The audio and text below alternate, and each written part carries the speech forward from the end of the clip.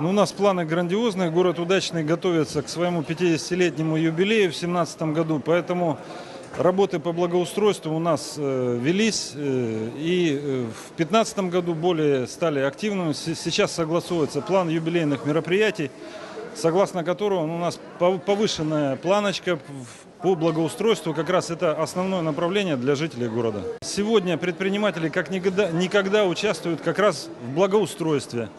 Ну, сейчас мы также, как и компания «Алроса», разрабатываем именно мероприятия на случай кризисных каких-то проблем. Но пока это только планы, будем просчитывать. Ну, жизнь, в принципе, и бюджет города зависит напрямую от финансовой деятельности компании «Алроса».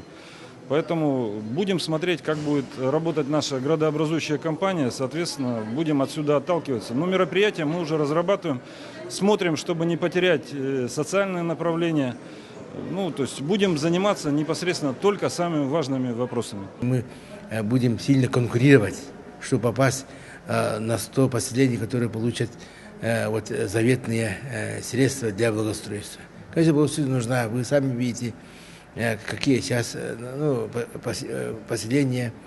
Мы даже в районном центре раз видим наш поселок Сангар, в районном центре, как у нас берег обустроен, как причал обустроен. И мы хотим, воспользоваться случаем, активно участвовать в благоустройстве. Благоустройство — это не только улицы, подтянем, но и облагородим свои скверы.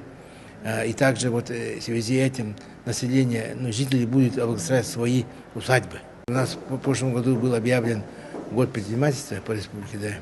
Мы в основном, как район, вложили упор на перерабатывающее и производство на сельскохозяйство. И общим службам у нас вышло где-то около 20 миллионов получили поддержки предпринимателей.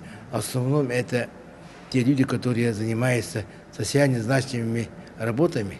Это значит транспорт, это парикмахерские, хлебопекарня. И основная доля, 80%, это сельскохозяйство. Год назад уже мы все почувствовали, когда пошли эти внешнеполитические факторы. И поэтому мы всем населению ведем пропаганду, что мы должны готовиться к тому, что хотя бы себя обезопасить от продовольственной безопасности, допустим, проблемы. И для этого у нас есть потенциал. Это, во-первых, Кавельский улус славен карасями. Караси не только Кавельский улус кушает, но и все население. Это широкий слой населения. Поэтому мы сейчас ставим вопрос заниматься Рио, и мы уже Госкомитет Арктики уже хотим разработать государственную программу разведения, зарыбления. У нас очень много частных домов, еще построенные, допустим, которые топятся, дровяное топливо. И я считаю, именно, наверное, нужно обратить особое внимание в этом плане. И, допустим, у нас, к этому идет, в 2015 году мы провели подготовительные работы.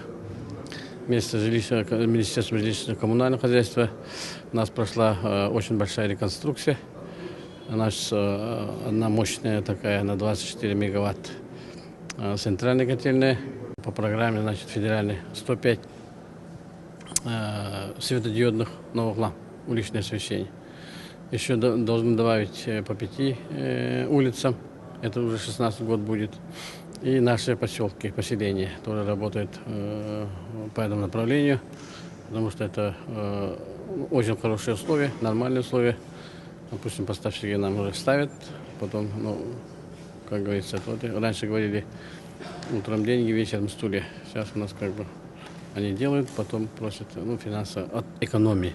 По антикризисной ситуации, конечно, мы в первую очередь уже сегодня мы получили поручение, но мы до того уже создали экономический совет, типа такого, и будем все время мониторить происходящее, где что не хватает, особенно по вопросам инвестиций и так далее, Я считаю, конечно, зарплата, социальные такие, выплаты и так далее, это, конечно, не трогается, но вот по всем вопросам конъюнктуры вот нас предупреждает, по итогам первого квартала могут быть изменения, оптимизация и так далее. Вот к этому как бы уже готовы, работаем.